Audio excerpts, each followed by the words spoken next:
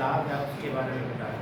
अब हम इस कोर्स को डिटेल में जानते हैं कि इस कोर्स में मैं आपको क्या क्या पढ़ाऊँगा और इससे आपको क्या क्या बेनिफिट होंगे। जैसे कि आप कोर्स के नाम से ही समझ सकते हैं कि इसमें हम क्या करने की कोशिश कर रहे हैं। जैसे कोर्स का नाम है mathematical reasoning for competition examination. Competition examination से तो आपको पता है कि जैसे बैंक के एग्ज़ाम या हमारे एसएससी के एग्ज़ाम होते हैं, यूपीएससी के एग्ज़ाम होते हैं, या इवन जो एंट्रेंसेस होते हैं आपके, वहाँ पे भी मैथमेटिक्स रीजनिंग के क्वेश्चंस आते हैं और इन जनरल ये सभी के लिए इम्पोर्टेंट है। जैसे यहाँ पे कुछ विद्यार्थी हैं वो आर्ट्स बैकग्राउंड से हैं, कुछ कॉमर्स बैकग्राउंड से हैं, कुछ प्रोफेशनल कोर्सेज कर रहे हैं, कुछ साइंस स्ट्रीम से हैं और कुछ मेडिकल स्ट्रीम से भी हैं यहाँ। तो ये कोर्सेज आपको भी कहीं ना कहीं हेल्प करेंगे, क्योंकि कंपटीशन एग्जामिनेशन तो आपको भी देने पड़ेंगे, एंट्रेंस एग्जामिनेशन आपको भी देने पड़ेंगे जैसे जैसे आप हायर एजुकेशन में जाओगे या किसी कंपटीशन की एग्ज़ाम की तैयारी करोगे, तो वहाँ पे ये सारी चीज़ें आपके क्या आएंगी।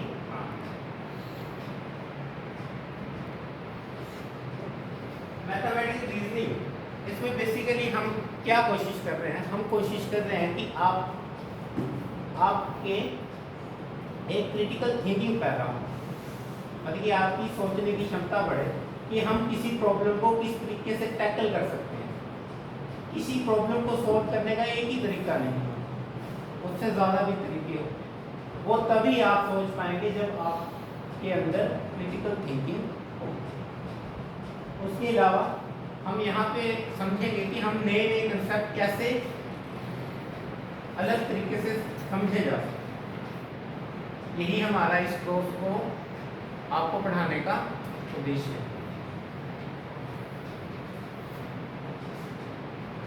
कोर्स आउटकम्स की वही है जो मैंने बोला, इसमें हम प्रॉब्लम सॉल्व करेंगे, अंडरस्टैंड करेंगे कंसेप्ट्स को, क्रिटिकल थिंकिंग पैदा करेंगे, डिसीजन मेकिंग जो कि आज के टाइम में बड़ी इंपॉर्टेंट है कि कोई डिसीजन कैसे लेना, ये उसको भी इम्प्रूव करना। उसके बाद ये सिलेबस है। पहला यूनिट है कोडिंग डिकोडिंग, 4 नंबर का। यूनिट 2 है series and series completion. Unit 3 है blood relation and missing practice. अगर किसी ने आज तक एग्जाम दिया होगा तो उसको पता होगा कि अगर रीजनिंग, जैसे पटवारी का भी एग्जाम आता है, वहाँ पे भी लोग रीजनिंग के क्वेश्चन आए, छोटे से छोटा एग्जाम हो या बड़े से बड़ा, बड़े से बड़ा एग्जाम यूपीएससी हो गया, वहाँ पे भी मैथ के क्वेश्चंस आते हैं। यूनिट 4 आपका हो गया direction and distance seating arrangement. Unit 5 है आपका प्लॉट एंड कैलेंडर। यूनिट 6 है आपका अरिथमेटिक रीजनिंग। यूनिट 7 है मैथमेटिकल ऑपरेशंस और यूनिट 8 है अल्जेब्रा। ये कुछ बुक्स हैं जो आपको लाइब्रेरी में भी अवेलेबल होंगी। पहली बुक है new approach to reasoning by BS Sanjeevani और सेकंड बुक है modern approach to verbal and non verbal reasoning by RS. Agarwal. Third book है logical mathematical reasoning for teams by AK. उसके बाद जब हमारा ये कोर्स कंप्लीट हो जाएगा उसको इवैल्यूएट कैसे करेंगे, क्योंकि ये कोर्स जब कंप्लीट होगा तो आपको एक सर्टिफिकेट दिया जाएगा। उससे पहले आपका एक क्या होगा, एग्जाम होगा, जिसमें जो सिलेबस में पढ़ाया जाएगा उसी के क्वेश्चन आएंगे। तो ऐसा है, there are 2 component of evaluation. सबसे पहला है कंटीन्यूअस इवैल्यूएशन ऑफ 10 मार्क्स, मतलब कि 10 मार्क्स की कंटीन्यूअस, जैसे क्लासेस हो रही है उसमें जो डिस्कशन होगी वहाँ से कुछ मार्क्स दिए जाएंगे। 10 मार्क्स की आपकी असाइनमेंट होगी और 30 मार्क्स का आपका क्या होगा, एक रिटन एग्जामिनेशन होगा जिसमें 15 MCQ होंगे, मतलब कि आधे घंटे का होगा, ज़्यादा टाइम नहीं लेगी। ग्रेडिंग इस तरीके से दी जाती है, जैसे बिलो 16 हुआ तो फेल हो जाएंगे, सी फेयर है, ये तो जनरल गाइडलाइन। उसके अलावा ये जनरल रूल्स एंड रेगुलेशंस हैं, जैसे जो आप रेगुलर कोर्सेज करते हैं, जैसे कोई बीकॉम कर रहा है या बीएससी कर रहा है या बीए कर रहा है या बीसीए कर रहा है, तो उसमें जो रूल एंड रेगुलेशंस है इसमें भी वही रूल जैसे 75% आपकी अटेंडेंस होनी चाहिए, ठीक है। तो आज हम बेसिकली पहला यूनिट स्टार्ट करते हैं ये वहाँ हमारा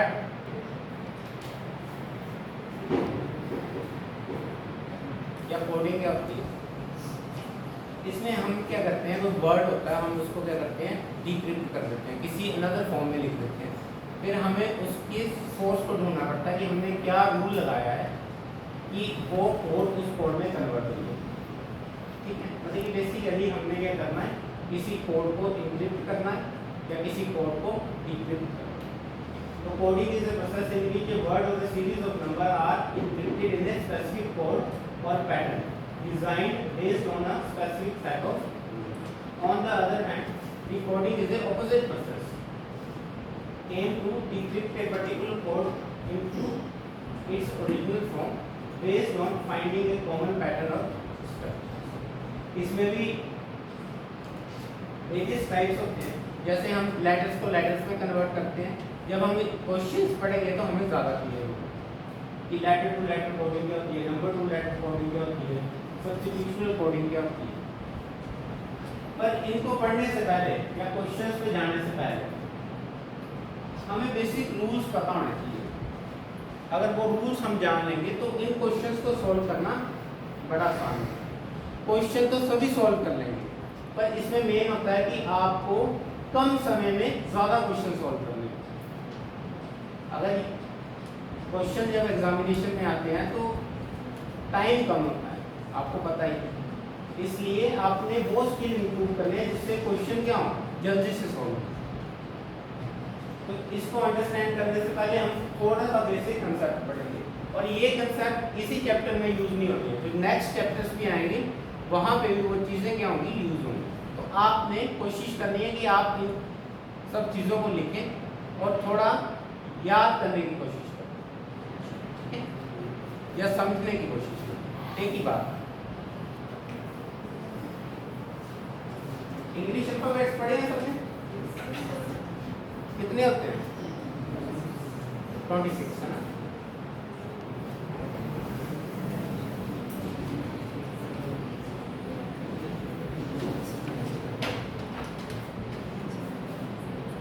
यही होते हैं A B C D E F G H I J K L M N O P Q R S T U V W X Y Z। अब आपने इंग्लिश अल्फाबेट्स तो याद रखने ही रखने हैं, पर उसके साथ उनके साथ जो नंबरिंग एसोसिएटेड होती है कि किस नंबर पे आते हैं, आपने वो भी याद करने। जैसे आपको पता है कि A पहली पोजीशन पे आता है, B सेकंड पोजीशन पे आता है, C थर्ड पोजीशन पे आता है, D फोर्थ पोजीशन पे आता है, E आपका 5 पोजीशन पे आ गए। ये तो आप याद रख ही लोगे। मुझे लगता है E तक याद रखना आसान है ना।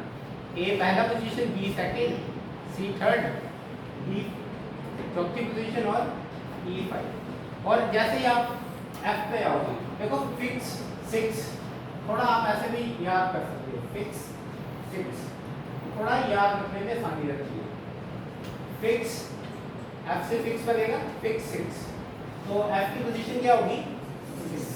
अब D की नोटेशन देखो, D कैसे लिखते हैं? अगर यहाँ से ध्यान दो तो D यहाँ पे 7 ही बन रहा है ना। ये आपने अब थोड़ा क्या करना है, याद करने की कोशिश करनी है कि कौन सा लेटर कौन सी पोजीशन कर रहा है। ये कुछ तरीके हैं याद करने के। जैसे G आपने देखा तो G का जो आखिरी पोर्शन है वो 7 में आता है, तो G कौन सी पोजीशन पे आता है, 7 में। अब H है,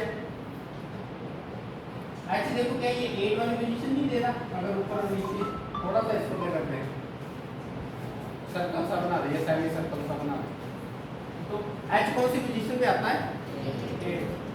I आपका क्या है, वोवल है, ये आपने याद रखना है, तो ये 9th पोजीशन पे आता है। जैसे आपको वोवल्स क्या आते हैं, A E I O U, तो इसकी पोजीशन तो आपने पहले ही याद रखनी है कि I 9 पे आता है, O 15 पे आता है, U आपका 21 पे आता है, A पहली पोजीशन है और E 5वीं पोजीशन है। ठीक है, उसके बाद A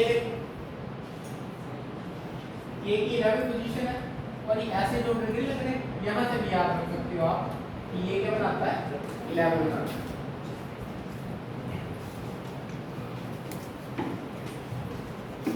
ठीक है, उसके बाद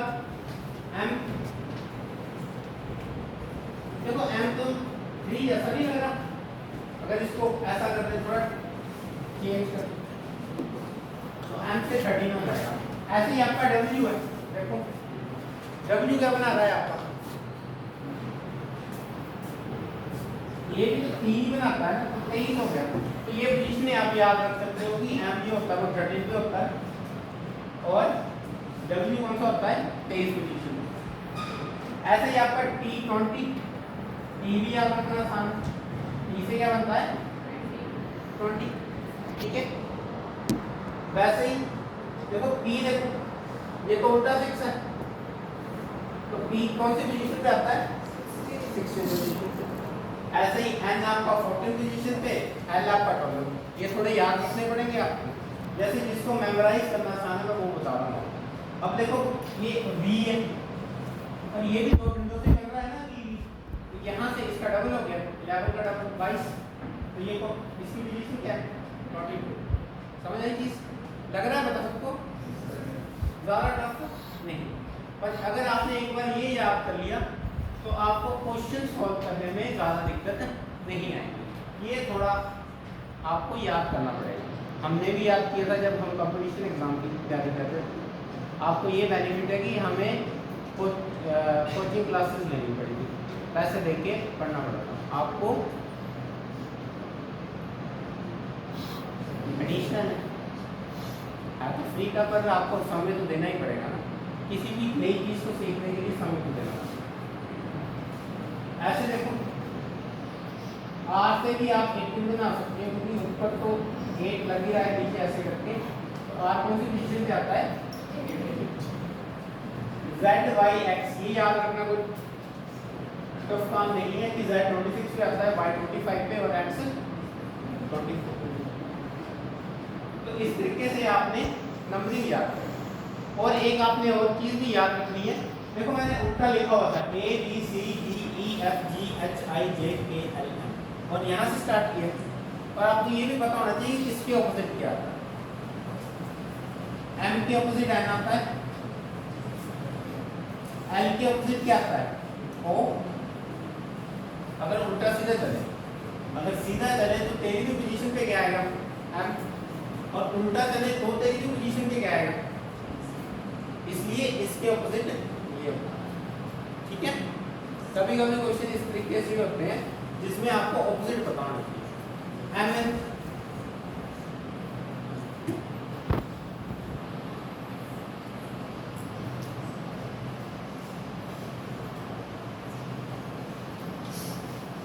एम के ऑपोजिट क्या आता है एन, ठीक है।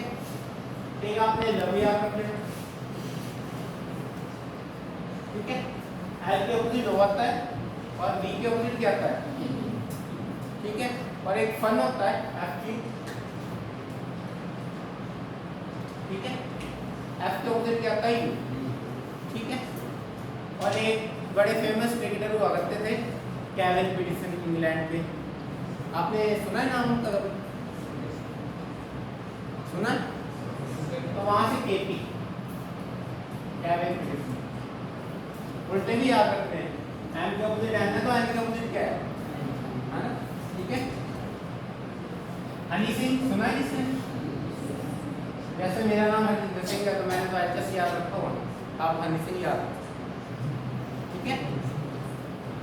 जंगल क्वीन, ये क्यों, ठीक है।